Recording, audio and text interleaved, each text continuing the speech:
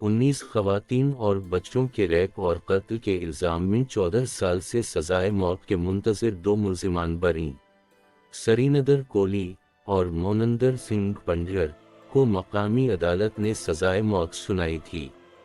اکتوبر 2023 India کی ایک عدالت نے برسوں سے سزائے موت کے منتظر 2 ایسے ملزمان کو بری کر دیا ہے جن پر 19 خواتین اور بچوں کے ساتھ زیادتی اور قتل کا الزام تھا۔ سرینندر کولی اور مونندر سنگھ پنجر کو 2009 میں سزائے موت سنائی گئی تھی اور اس وقت ان کیس میں سامنے آنے والی تفصیلات نے پورے انڈیا کو ہلا کر رکھ دیا تھا۔ انہیں 2006 میں اس وقت حراست میں لیا گیا تھا جب دہلی کے واقع ان کی رہائش گاہ کے قریب سے انسانی جسم کے اعضاء برآمد ہوئے تھے۔ گرفتاری کے 3 سال بعد تک یہ مقدمہ چلتا رہا اور بالآخر 2009 میں ان دونوں ملزمان کو سزائے موت سنا دی گئی۔ تاہم مقامی عدالت کے اس فیصلے کے خلاف ملزمان نے ہائی کورٹ میں اپیل کی اور منڈے کو الہ آباد ہائی کورٹ نے ملزم کولی کو ان 12 مقدمات میں بے قصور قرار دیا جن میں انہیں موت کی سزا سنائی گئی تھی۔ عدالت نے دوسرے ملزم پنجر کو بھی 2 مقدمات میں قصوروار نہیں پایا۔ عدالتی فیصلہ سامنے آنے کے بعد ان کے وکیل نے میڈیا کو بتایا کہ دونوں افراد کو عدم ثبوتوں کی وجہ سے بری کر دیا ہے۔ ہائی کورٹ اس کیس کا تفصیلی فیصلہ بعد میں جاری کرے گی۔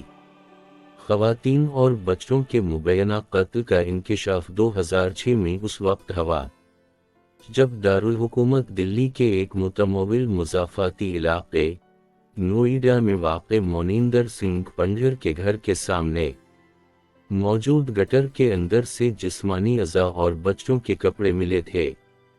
میڈیا نے جرائم کی چونکا دینے والی نوعیت کی وجہ سے مرکزی ملزم کے گھر کو خوفناکیوں کا گھر قرار دیا تھا۔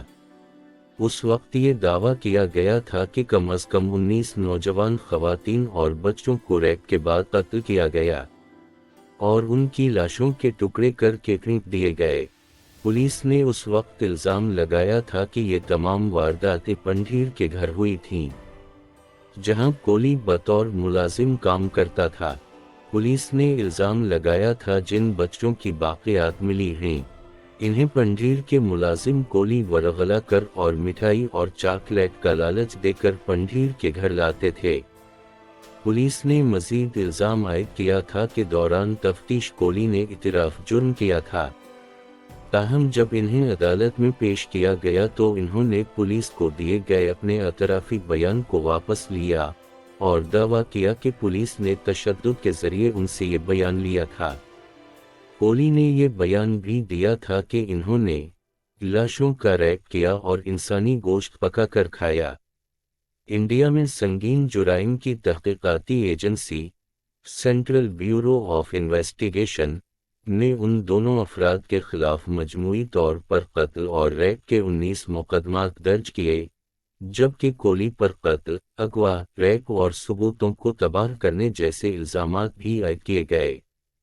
قتل ہونے والی ایک خاتون پنکی سرکار کی والدہ بندنا سرکار ایک پیشی کے موقع پر وارداتوں کی تفصیلات سامنے آنے پر ملکی سطح پر غم و غصہ کا اظہار کیا گیا اور بہت سے شہریوں نے پولیس پر غفلت کا الزام بھی لگایا۔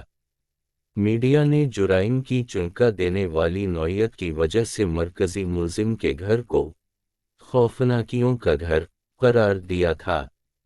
مقامی باشندوں کا کہنا تھا کہ پولیس ابتدا میں کارروائی کرنے میں ناکام رہی کیونکہ لاپتہ ہونے کی اطلاع دینے والوں میں سے زیادہ تر غریب خاندانوں سے تعلق رکھتے تھے۔